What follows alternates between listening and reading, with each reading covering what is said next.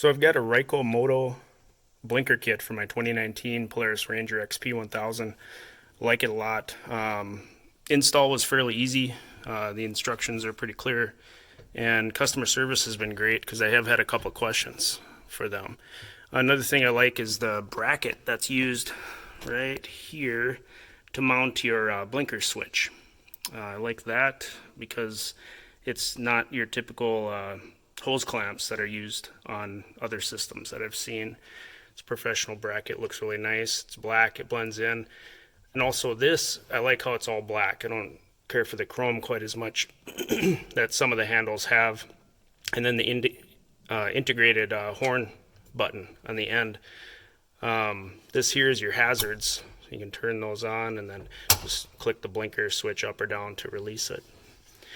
So one thing is the Ranger does have dash mounted or blinker indicators in the cluster. I'll turn it off and turn it back on. Right there at the top, those green arrows.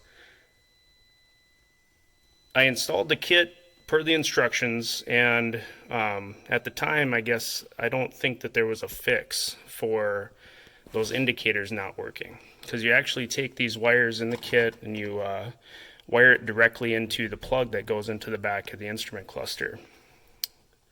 And mine wasn't working. I just figured it was one of the ones that just wasn't going to work with this kit. But I emailed Roy, and they got back to me right away with a phone number, so I called him up and he explained how to fix that. Now, in the wires, there are a couple of resistors wired in line here. I've removed them now. They're covered up with some blue heat shrink tubing, and there are the resistors. Those are needed in some of the machines to get the lights to work in the dash. But in this case, I needed to remove them. So once I removed them, I connected those wires back up and heat shrunk those. Now the blinker indicator lights work. So there we go. There we go. And check the hazards. Yep.